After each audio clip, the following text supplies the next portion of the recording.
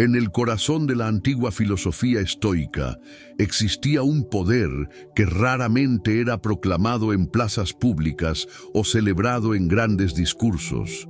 Era una fuerza cultivada en las horas silenciosas de la madrugada, en los momentos de contemplación solitaria, en los instantes en que el alma se volvía hacia adentro y enfrentaba sus propias tempestades. Los estoicos comprendían una verdad fundamental. El verdadero dominio sobre las emociones no acontece en el escenario de la vida social, sino en el teatro privado de la conciencia individual. Marco Aurelio, emperador de Roma y uno de los más celebrados filósofos estoicos, escribió sus Meditaciones no para la posteridad, sino como un diálogo íntimo consigo mismo. En las páginas de esos escritos descubrimos a un hombre que practicaba diariamente lo que llamaba retornar a sí mismo, un ejercicio silencioso de observación y reordenación de los pensamientos que acontecía lejos de las miradas de la corte imperial. Él escribió: «Tienes poder sobre tu mente, no sobre los eventos externos. Percibe eso y encontrarás fuerza». Este poder sobre la mente era conquistado a través de prácticas meticulosas que los estoicos realizaban en completo silencio interior. La primera y más fundamental de esas prácticas era la prosoche, una atención vigilante continua sobre los propios pensamientos y reacciones emocionales. No se trataba de suprimir emociones o fingir que no existían, sino de observarlas con la misma claridad con que un pescador observa el movimiento de las aguas antes de lanzar su red. Epicteto, que pasó de esclavo a uno de los más influyentes maestros del estoicismo, enseñaba que debemos hacer una distinción crucial entre lo que está bajo nuestro control y lo que no está.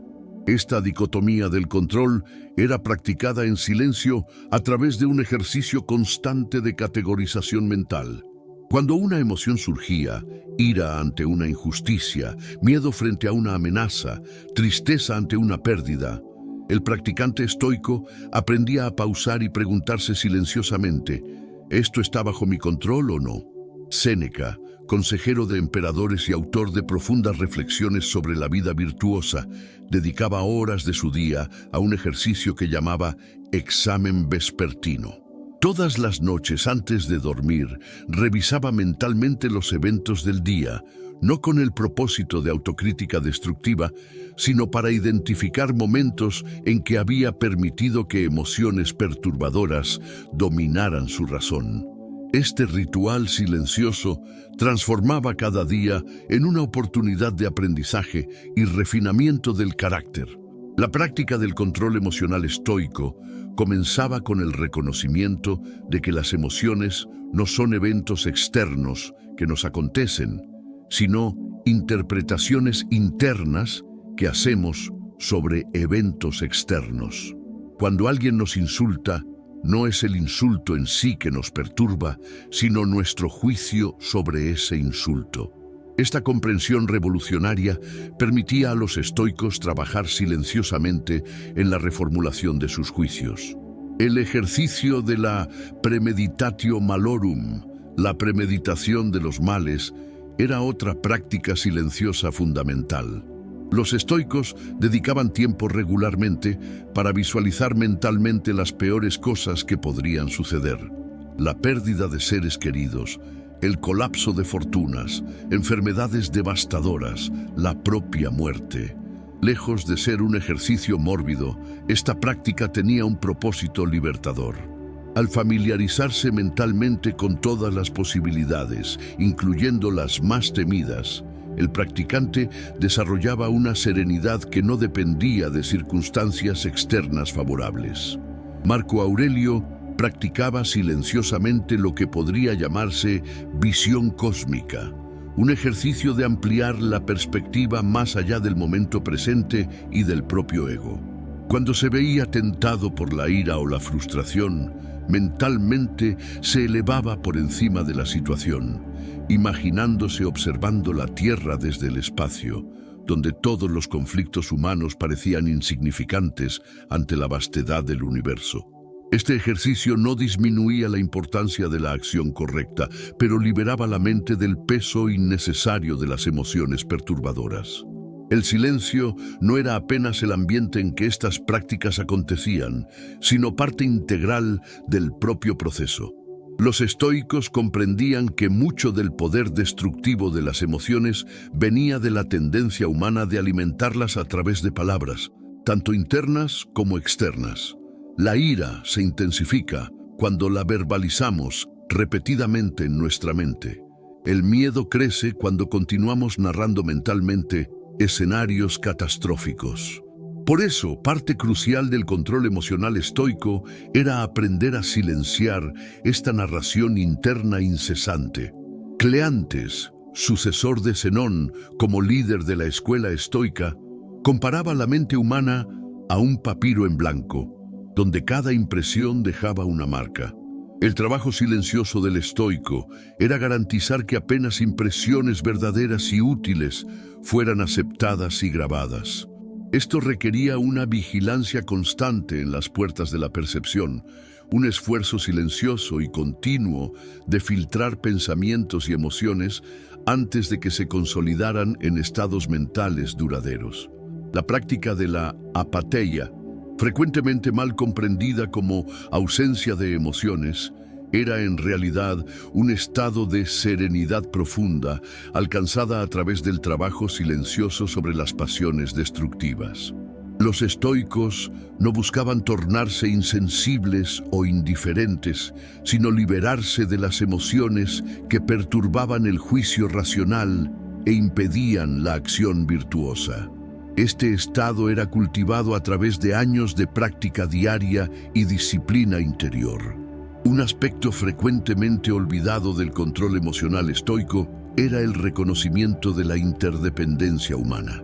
Marco Aurelio escribía en silencio sobre cómo todos los seres humanos comparten la misma naturaleza racional y cómo los errores de los otros deberían ser vistos con paciencia, no con ira. Este ejercicio de cultivar empatía y comprensión era una forma poderosa de desarmar emociones negativas antes de que causaran sufrimiento. Los estoicos practicaban también lo que llamaban amor fati, el amor al destino.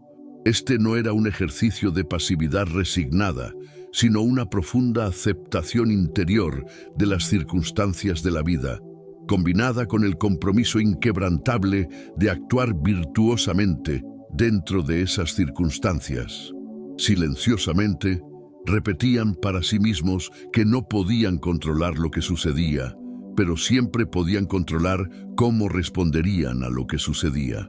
La técnica de la sustracción negativa era practicada regularmente. En vez de siempre buscar añadir más a la vida, más posesiones, más reconocimiento, más placeres, los estoicos silenciosamente imaginaban sus vidas sin aquello que ya poseían. Este ejercicio generaba profunda gratitud por el presente y liberaba la mente de la ansiedad de perder lo que se tiene o de la frustración de no tener lo que se desea. Musonio Rufo, conocido como el Sócrates romano, enseñaba que el control emocional debería ser practicado no apenas en situaciones extremas, sino en los pequeños momentos cotidianos. Cada interacción trivial, cada pequeño contratiempo, cada momento de espera era una oportunidad para el ejercicio silencioso de la paciencia y la serenidad. A través de la acumulación de esas pequeñas victorias sobre impulsos reactivos, se construía un carácter fuerte, capaz de enfrentar las grandes tempestades de la vida. El concepto de oikeiosis, la apropiación o familiarización progresiva, describía cómo los estoicos expandían silenciosamente su círculo de preocupación moral. Comenzando con el amor propio apropiado, gradualmente extendían su consideración moral para incluir familia, amigos, comunidad, humanidad y finalmente todo el cosmos. Este ejercicio mental disolvía las fronteras artificiales entre yo y otro, reduciendo significativamente emociones basadas en división y conflicto. La práctica de la physique teoria, contemplación de la naturaleza, era otro ejercicio silencioso fundamental. Los estoicos pasaban tiempo observando los procesos naturales, reconociendo que formaban parte de un sistema mayor gobernado por la razón universal, logos. Al alinear sus pensamientos y acciones con este orden natural, encontraban una paz que trascendía las fluctuaciones emocionales generadas por eventos particulares. La paciencia era cultivada a través del reconocimiento silencioso de que todo acontece en su propio tiempo. Presionar al universo para que las cosas sucedieran más rápidamente o de manera diferente era fuente de frustración innecesaria. El estoico aprendía a trabajar diligentemente mientras permanecía desapegado de los resultados, una práctica que liberaba tremenda energía emocional anteriormente gastada en ansiedad e impaciencia. El control sobre el discurso interior era especialmente enfatizado. Epicteto enseñaba que debemos examinar cada impresión y preguntar cuál es la naturaleza real de esta cosa. Antes de etiquetar algo como terrible o maravilloso, el practicante debería silenciosamente despojarlo de juicios emocionales y verlo como realmente es. Una muerte no es terrible, es simplemente la disolución de una composición física. Una riqueza no es maravillosa, es simplemente una cantidad de recursos materiales. Esta práctica de ver las cosas como realmente son liberaba la mente de reacciones emocionales exageradas. Los estoicos reconocían que incluso los sabios experimentaban las llamadas protopasiones, reacciones emocionales involuntarias y automáticas que preceden al juicio consciente. El trabajo silencioso no era prevenir estas reacciones iniciales, sino evitar asentir a ellas, evitar alimentarlas con concordancia mental. Cuando el corazón acelera ante una amenaza, esto es natural. Pero transformar esta alarma fisiológica en pánico prolongado acontece apenas si damos asentimiento mental a pensamientos catastróficos. La preparación para la muerte, memento mori, no era un ejercicio sombrío, sino una práctica libertadora.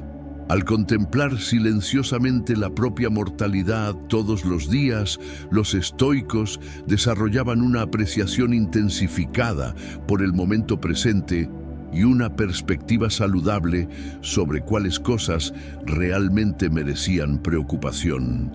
La mayoría de las perturbaciones emocionales se marchitaban ante la conciencia de que la vida es finita y preciosa. El concepto de katekon, acción apropiada, guiaba el comportamiento estoico. En cada situación, silenciosamente preguntaban, ¿cuál es la acción apropiada que corresponde a mi papel y a la naturaleza de esta situación? Esta pregunta desviaba la atención de reacciones emocionales impulsivas hacia la consideración racional del curso de acción correcto. La gratitud era cultivada sistemáticamente a través de ejercicios silenciosos de reconocimiento. Antes de dormir, además de revisar los errores del día, los estoicos enumeraban mentalmente sus bendiciones, no para inducir complacencia, sino para nutrir la alegría apropiada que viene del reconocimiento del bien presente en la vida. Esta práctica equilibraba la tendencia humana de enfocarse desproporcionadamente en los problemas y desafíos. La fuerza interior desarrollada a través de estas prácticas silenciosas no era frágil o dependiente de condiciones externas. Crisipo, el tercer líder de la escuela estoica antigua, comparaba al sabio a una esfera perfecta que, no importa cómo sea empujada, siempre retorna al equilibrio. Esta resiliencia emocional era el resultado de años de trabajo diario y silencioso sobre sí mismo. El legado del control emocional estoico practicado en silencio atravesó milenios porque tocaba algo universal en la experiencia humana: el deseo de paz interior en medio del caos exterior. Sus técnicas, refinadas a través de generaciones de prácticas silenciosas, ofrecen no apenas conceptos filosóficos abstractos, sino herramientas concretas para la transformación personal. El poder de estas prácticas reside precisamente en el hecho de que acontecen en el santuario privado de la conciencia individual, donde cada persona tiene soberanía absoluta y donde, a través de trabajo dedicado y silencioso, cualquiera puede forjar un carácter imperturbable y una mente serena.